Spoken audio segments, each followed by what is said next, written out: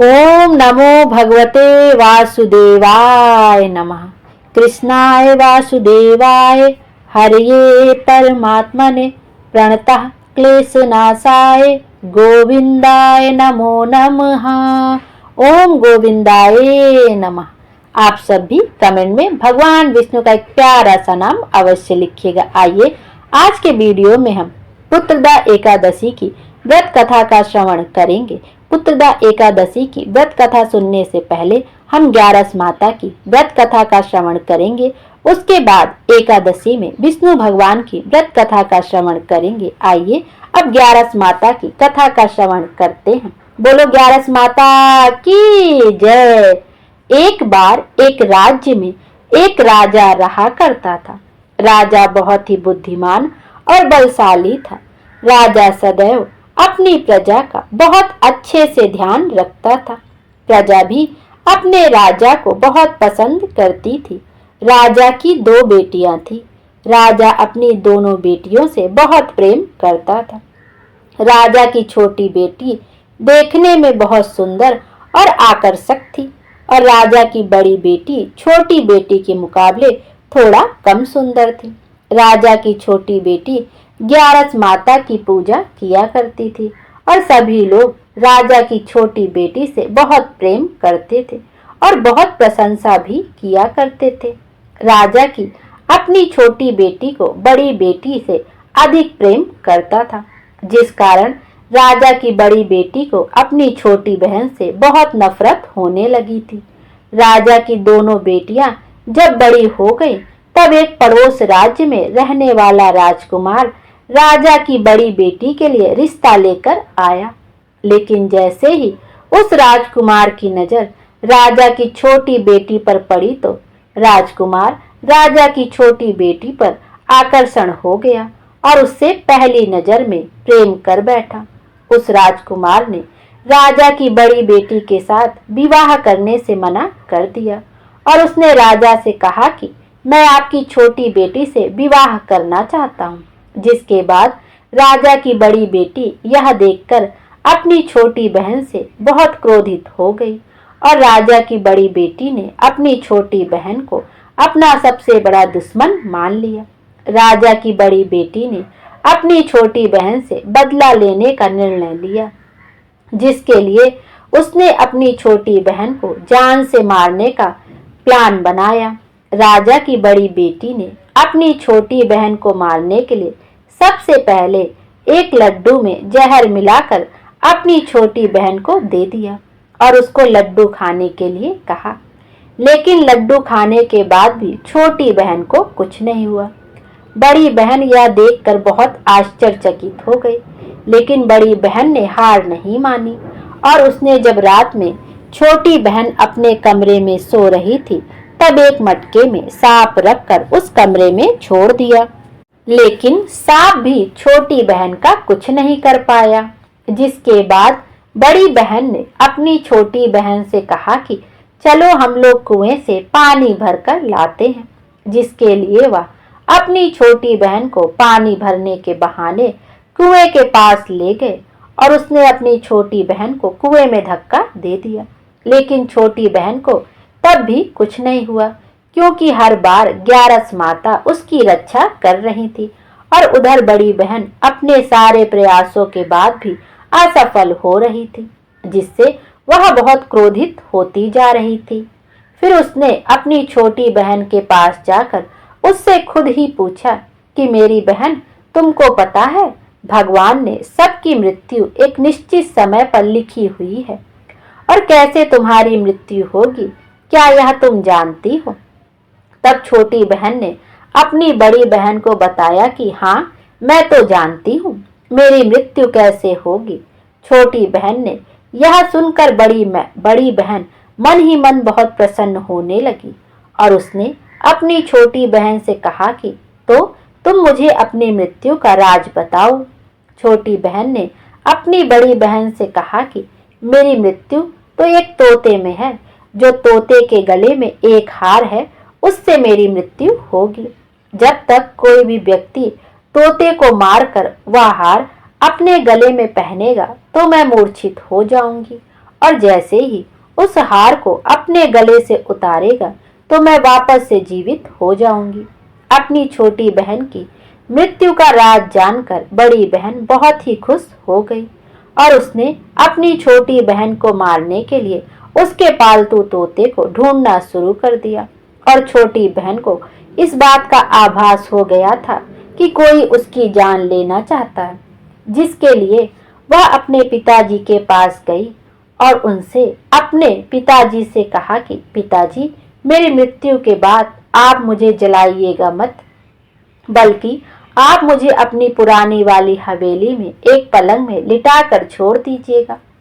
अपनी छोटी लड़की की यह बात सुनकर राजा बहुत आश्चर्यचकित हो गए। राजा ने अपनी छोटी बेटी से पूछा, बेटी, तुम यह क्या कह रही हो? तब राजा की छोटी बेटी ने बताया, पिताजी, समय किसी के लिए नहीं रुका है, कब क्या हो जाए किसी को कुछ पता नहीं है। और फिर राजा ने अपनी छोटी बेटी से कहा कि तुम ऐसी बातें क्यों कर रही हो? 2-3 दिन में तो तुम्हारा विवाह है। लेकिन छोटी बेटी ने अपने पिताजी को ऐसा करने पर मजबूर कर दिया और उनसे वचन ले लिया। राजा ने भी अपनी छोटी बेटी की बात स्वीकार कर ली और 2-3 दिनों के बाद जब शादी का समय आया तब राजकुमार बारात लेकर राजा के घर आया और राजकुमार और राजा की छोटी बेटी का विवाह शुरू हो गया। जैसे ही राजा की छोटी बेटी राजकुमार के साथ फेरे लेना शुरू करती है तो उसकी बड़ी बहन अपनी छोटी बहन के कमरे में जाकर उसके तोते को पकड़ लेती है और उसको जान से मार देती है। तोते की गले में जो हार था उसको अपने गले में धारण कर लेती है। जैसे ही बड़ी बहन उस हार को अपने गले में धारण करती है तो उधर छोटी बहन 3.5 ही फेरे ले पाती है और वहीं पर बेहोश होकर गिर जाती है। जिसके बाद राजा ने बड़े बड़े हकीमों को बुलवाया और अपनी छोटी बेटी का इलाज करने के लिए कहा। राजा की बात सुनकर वैद्य ने छोटी बेटी को जब चेक किया तो राजा को बताया कि आपकी छोटी बेटी ना तो जीवित है और ना ही मरी हुई है। यह मैं ऐसा पहली बार देख रहा हूँ। राजा ने वैद्य और हकीम को यह बात बाहर बताने से मना कर दिया और उनको कहा कि अगर तुमने यह बात किसी को बाहर बताई तो हम तुम्हें फांसी की सजा दे देंगे। राजा ने अपनी छोटी बेटी को पुराने महल में ले जाकर एक पलंग में लिटा दिया और वहां पर कुछ सैनिक को तैनात कर दिया। वापस अपने महल पर आ गया। राजा की बड़ी बेटी अपने पिताजी के पास आई और कहने लगी कि पिताजी, अगर यह शादी संपन्न नहीं हुई तो आपकी इज्जत का क्या होगा? आप कहें तो मैं आपकी इज्जत बचाने के लिए राजकुमार से शादी करने के लिए तैयार हूँ।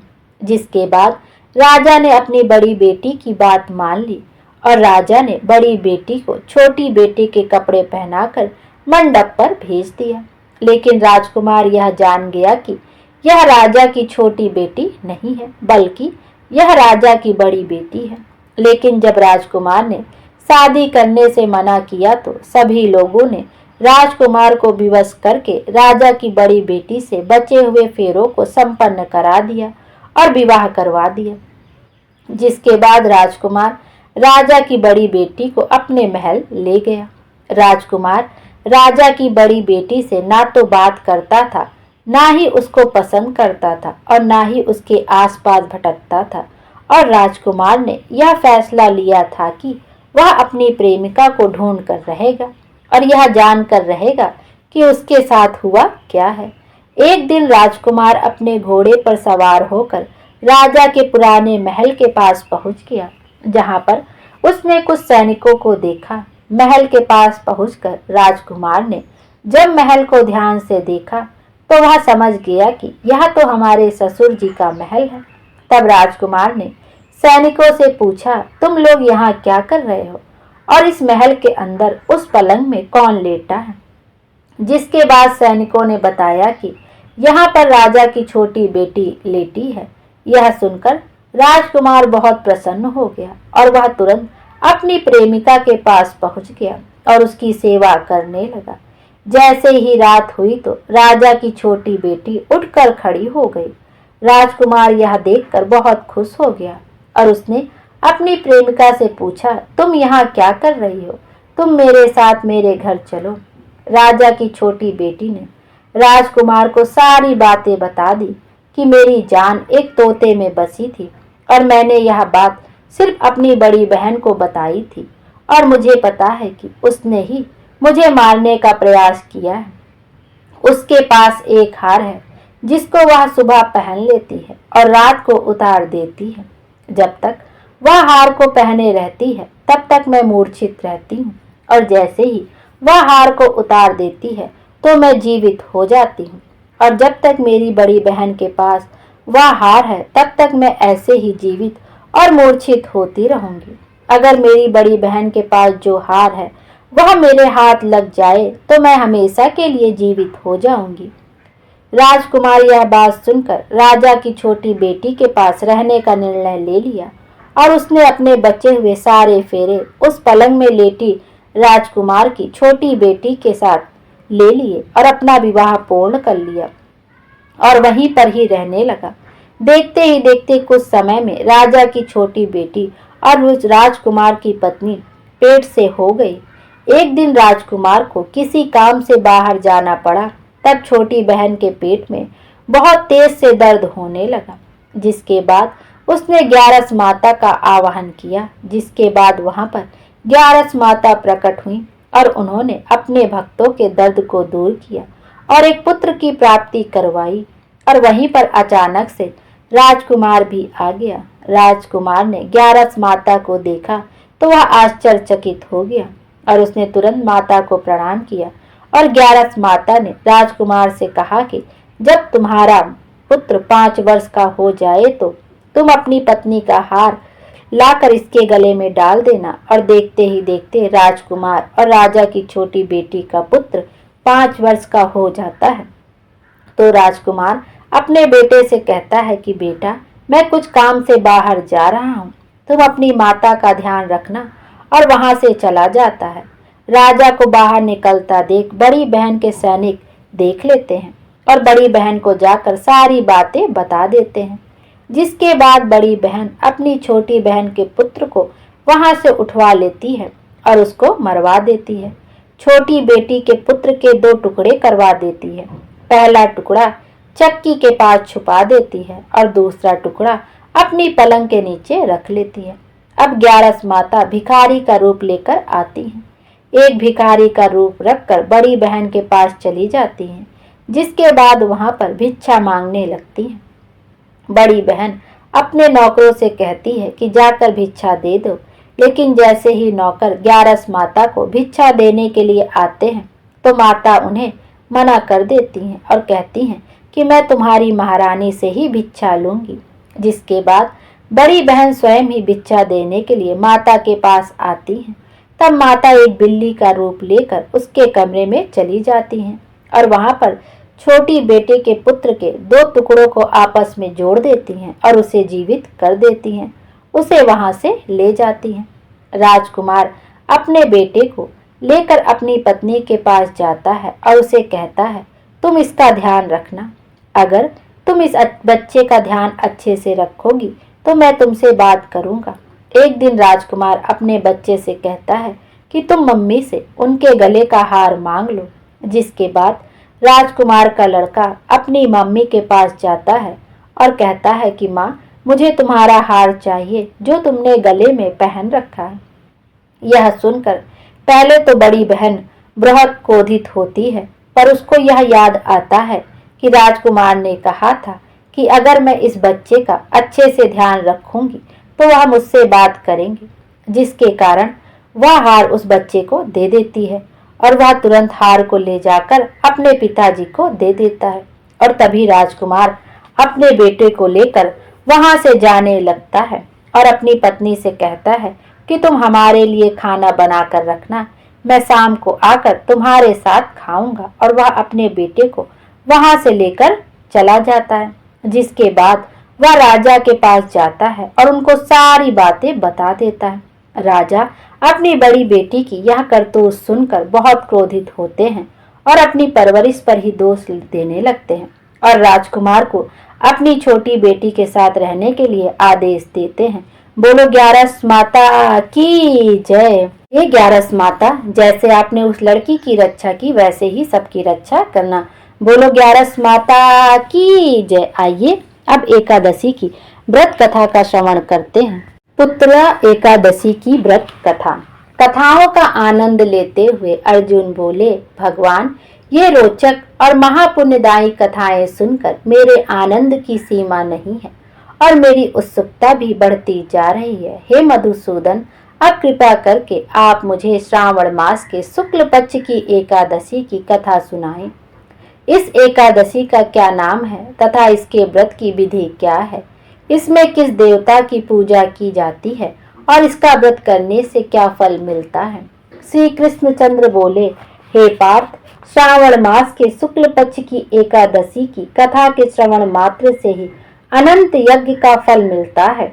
हे अर्जुन, द्वापर युग के प्रारंभ में महिष्पति नाम की एक नगरी थी। उस नगरी में महाजित नाम का एक राजा राज्य करता था। वह पुत्रहीन था, इसलिए वह सदैव दुखी रहता था। उसे वह राज्य, सुख और वैभव सब कुछ बड़ा ही कष्टदायक प्रतीत होता था, क्योंकि पुत्र के बिना मनुष्य को इस लोक और परलोक दोनों में सुख नहीं मिलता है। राजा ने पुत्र प्राप्ति के बहुत यत्न किए, परंतु उसका हर प्रयत्न विफल रहा।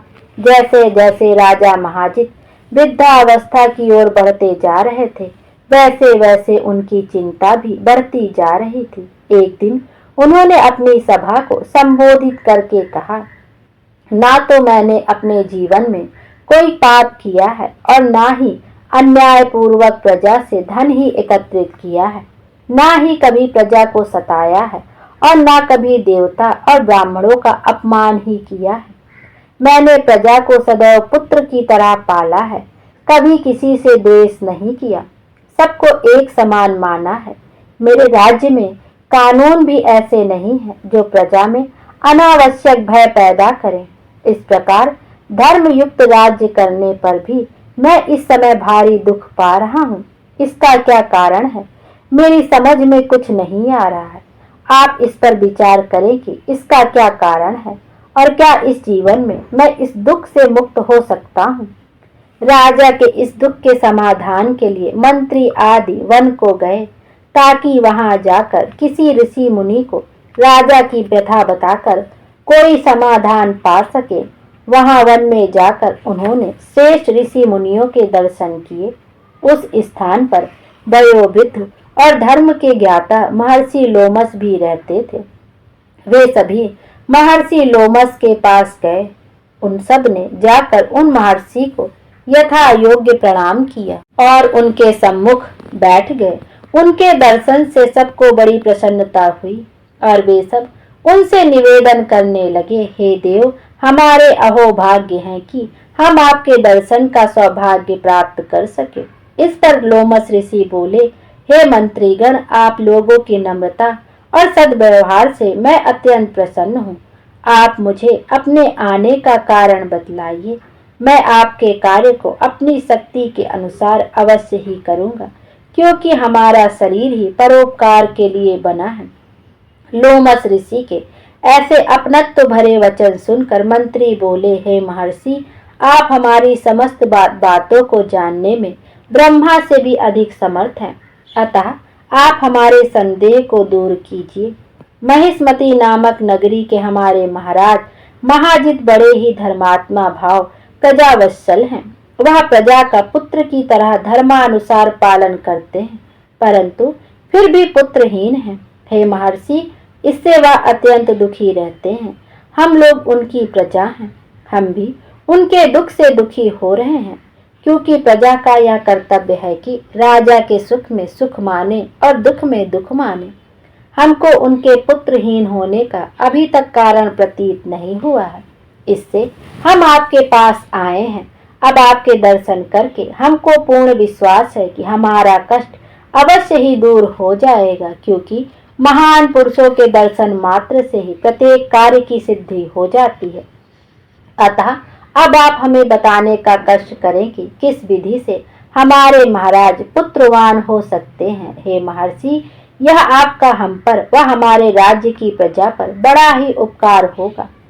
ऐसी करुण प्रार्थना सुनकर लोमस ऋषि नेत्र बंद करके राजा के पूर्व जन्मों पर विचार करने लगे। वह कुछ पलों बाद विचार करके बोले, हे श्रेष्ठ पुरुषों, यह राजा पिछले जन्म में अत्यंत उद्दंड था तथा बुरे कर्म किया करता था। उस जन्म में यह एक गांव में घूमा करता था। एक बार ज्येष्ठ मास के शुक्ल पक्ष की एकादशी के दिन की बात है। यह 2 दिन से भूखा था। दोपहर के समय एक जलाशय पर जल पीने गया। उस स्थान पर एक उसी समय गर्भवती हुई गाय जल पी रही थी। राजा ने उसको प्यासी ही भगा दिया और स्वयं जल पीने लगा। हे भद्रजनों, इसीलिए राजा को यह दुख भोगने पड़ रहे हैं। एकादशी के दिन भूखा रहने का फल यह हुआ कि इस जन्म में यह राजा है और प्यासी गाय को जलाशय से भगाने के कारण पुत्रहीन है।